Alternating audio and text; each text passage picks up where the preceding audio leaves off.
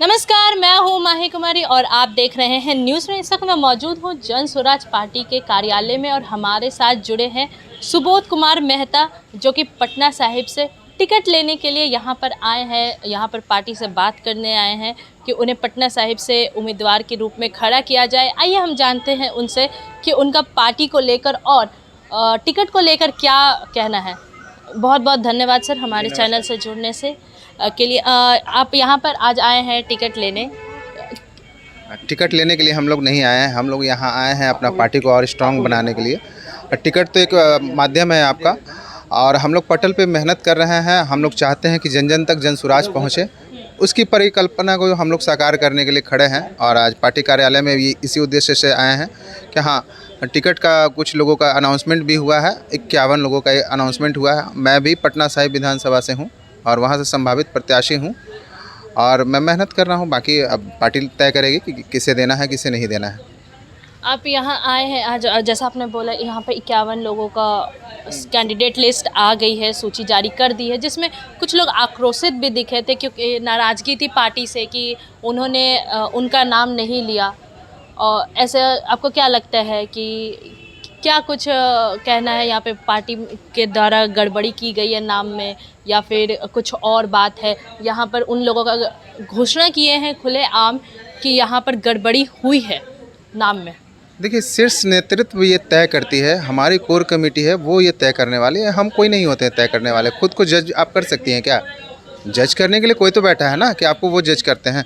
तो पार्टी की विचारधारा जिस तरह से यहाँ पर है कि बिहार में बदलाव होना चाहिए और कौन कौन स्ट्रांग कैंडिडेट होंगे, वो पार्टी डिसाइड करेगी। हम लोग डिसाइड करने वाले नहीं होते हैं। पार्टी को जो बेटर लगा कि हाँ, ये भविष्य में ये और अच्छा होगा, इससे पार्टी का भविष्य और अच्छा होगा, उनको टिकट दिया गया है। पटना साहिब से अभी जन स्वराज पार्टी में कितने उम्मीदवार खड़े हो रहे हैं? पटना साहिब से मोस्टली 4 उम्मीदवार हैं, उसमें से मैं भी एक हूँ। और पटना साहिब विधानसभा जो है, वहाँ से 30 सालों का जो जकड़न है उसे हटाना है। 30 साल से आप देख रहे हैं नंद किशोर जी एक वहाँ पर आपका विधायक हैं भारतीय जनता पार्टी से, और जनता इस बार उन्हें नकारेगी, ये हमें पूरा पक्का विश्वास है। तो आपको लगता है कि पार्टी आपको टिकट देगी? देखिए, ये तो पार्टी तय करेगी। मैंने पहले ही स्टेटमेंट में कहा है कि पार्टी सर्वोसर्वा पार्टी ही है, पार्टी का कोर कमेटी है, वो तय करेगी। मुझे तय करने का अधिकार नहीं है। जैसे एक पार्टी ने कहा था कि यहाँ पर जन स्वराज पार्टी ने कहा था कि कुछ हम लोग एजेंडाज देखते हैं, कुछ चीज़ें देखते हैं कि वो क्या करते हैं क्या नहीं करते हैं। तो ऐसे में आप हमारी जनता को बताना चाहेंगे कि अगर आप चुनाव लड़कर, मतलब आपको अगर टिकट दिया जाता है और आप चुनाव लड़कर जीतते हैं वहाँ से पटना साहिब से, तो आप जनता के लिए क्या करेंगे और जनता की सुविधा के लिए क्या कुछ करेंगे? देखिए, मुख्यतः सबसे पहले आप समझ लीजिए कि जो टिकट मिलना है वो मापदंडों पे मिलना है। तो उसी मापदंड के आधार पे हम लोग जो कार्य कर रहे हैं, विगत 2 साल 2.5 साल से हम लोग का लगे हुए हैं।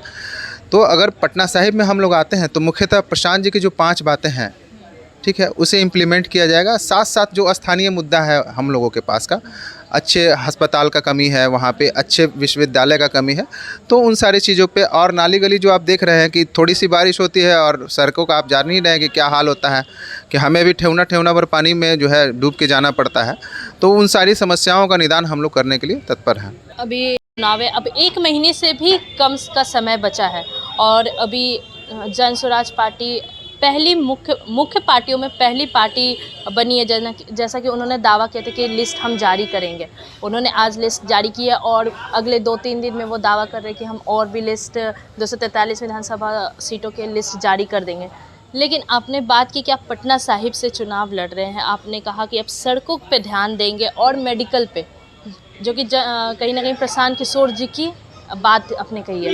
तो जनता को आकर्षित करने के लिए जो अभी स्कीम लाया जा रहा है नीतीश कुमार द्वारा, और महिलाओं को साइलेंट वोटर्स भी कहा जाता है, तो इस तरीके से महिलाओं को आप लोग अपने फेवर में किस तरीके से करेंगे? देखिए, एक तो आप बात जान लीजिए कि जो घोषणा हुई है, अभी एक बात आप समझ लीजिए कि 400 रुपये 20 साल से मिल रहा था। 60 साल के ऊपर या दिव्यांग जो थे उनको 400 रुपये मात्र मिल रहा था। क्या इस महंगाई के दौर में वो सक्षम है कि 400 रुपये में कुछ हो पाएगा? पर अभी तो बढ़ा दिया गया ना। वही मैं कह रहा हूँ, आपका पॉइंट इसी से निकल करके आ रहा है। अभी ही क्यों ज़रूरत पड़ी? 20 वर्षों से क्यों ध्यान नहीं टूटा था कि महंगाई हर दिन दुगनी रफ्तार से ऊपर जा रही है, तो उसमें भी इजाफा किया जाना चाहिए था। तो हम लोग वही कह रहे हैं कि ये चुनाव का जब समय आया है तो प्रलोभन दिया जा रहा है, अन्य अन्य तरह से प्रलोभन दिया जा रहा है, लेकिन जनता ये जान चुकी है, ये जान रही है कि भाई ये प्रलोभन किस लिए दिया जा रहा है, ताकि ये फिर से 5 साल लूटने का एक अपना खाका जो तैयार करके रखे हैं उसमें उसकी भागीदारी को वो आगे कैसे बढ़ाएंगे, ठीक है ना। तो इस बार उनको सिरे से नकारेगी, ऐसा मुझे भरोसा है। आपकी चुनावी रणनीति क्या होगी? मेरी चुनावी रणनीति कोई नहीं है। मेरी चुनावी रणनीति यही है कि आप जो देख रहे हैं कि अभी आप लोगों के पास जाएं, हर एक लोग त्रस्त हैं। अभी त्रस्त किस बात से हैं? शिक्षा, स्वास्थ्य और रोज़गार, ये सारी बातें जो हैं वो आपको पटल पे ही दिख जाएंगी।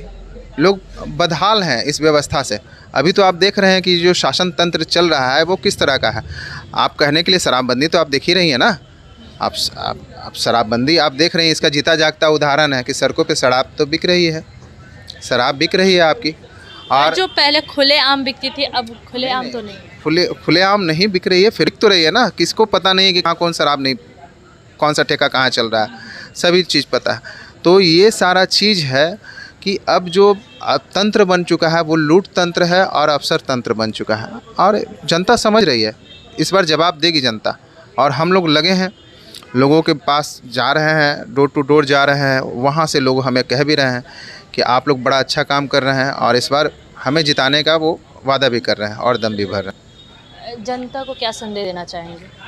देखिए, जन सुराज आएगा तो 5 बातें हमारी सबसे पहले हैं। पलायन जो हमारा मुद्दा है उसको रोकने का। दूसरा, हमारा जो वृद्ध हैं या जो दिव्य हैं उनको 2000 पेंशन का। तीसरा, जो महिलाएं घर में रोजगार करना चाहती हैं उनको सालाना 4% ऋण की व्यवस्था। चौथा, जो बच्चा अभी जो अच्छी शिक्षा नहीं जो पा सकता है तो उनके लिए 1000 रुपये की व्यवस्था। कोई आप अच्छी चीज़ के लिए उन्हें प्राइवेट में पढ़ाइए, सरकार उसका खर्च उठाएगी। और 5वां, जो किसान है उन्हें मनरेगा से जोड़ करके आर्थिक सहायता के तौर पे 25 रुपये का मापदंड तय किया गया है। ये 5 बातें सबसे पहले होनी है। और साथ संबंधी तो देख रही है, उससे जाना ही तय है हम लोग जैसे ही सरकार में आते हैं। क्या आपने पहले कभी चुनाव लड़ा है, या फिर ये आपका मतलब तो कोई भी स्तर पर, ग्रामीण स्तर पर, या फिर कुछ भी, या फिर ये आप पहली बार है कि आप किसी पार्टी में टिकट लेने आए हैं? देखिए, मैं बता दूं को मैं किसान परिवार 90 के दशक में मैंने जो देखा है, लालू जी से लोग अपेक्षा करते थे, ठीक है। और लालू के राज को आपने शायद देखा कि नहीं देखा मुझे पता नहीं, लेकिन जिन्होंने भी देखा है तो वो एक्सपीरियंस थोड़ा अच्छा नहीं है। और उस दौर पे हम भी थे, हम लोग किसान परिवार से आते हैं। हम लोग की आय घटते किसानी में आय घटती चली गई। एक दौर ऐसा है ना 96-97 में कि हमें लगा कि से कुछ हासिल नहीं होने जा रहा है, तो कुछ खेत बेच करके हम लोग व्यापार में आने प्रयास किए। हाँ, 2005 पे नीतीश बाबू बैठे जब, तो लगा कि नहीं, थोड़ा कुछ बिहार में बदलाव होने जा रहा है।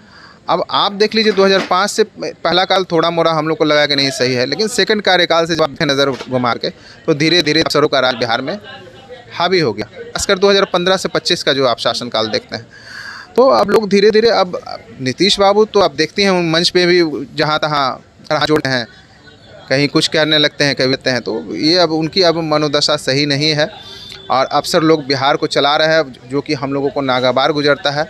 और मैं फर्स्ट टाइमर हूँ कि जो राजनीति में आया हूँ इस व्यवस्था से लड़ने के लिए, क्योंकि यहाँ जो बिहार में व्यवस्था चल रही है वो बिल्कुल ही सही नहीं है। इसे बदलना होगा, नहीं तो सारे बिहारी जिस तरह से अभी देख रही हैं कि एक समय 47 में आप देखिए जब उठा करके, तो 47 में जब बिहार आज़ाद हुआ था तो उस समय फैक्ट्रियाँ थी, हर ज़िले में फैक्ट्रियाँ थी, उद्योग थे यहाँ पे। और 90 के बाद जो दशा देख रहे हैं 35 सालों में, आज जो पलायन का दशा जो देख रही हैं ना, फैक्ट्रियों के बंद होने से हुई हैं। जब यहाँ रोज़गार यहाँ पलायन कर गया तो लोगों को मजबूरी में वहाँ बाहर जा कर के काम रोज़गार ढूंढना पड़ा। तो हम लोग आएंगे और यहाँ बदलाव होगा, हर जिले में फैक्ट्री खुलेंगी, लोगों को बाहर जाने की आवश्यकता न पड़े, ऐसी हम व्यवस्था बनाएंगे।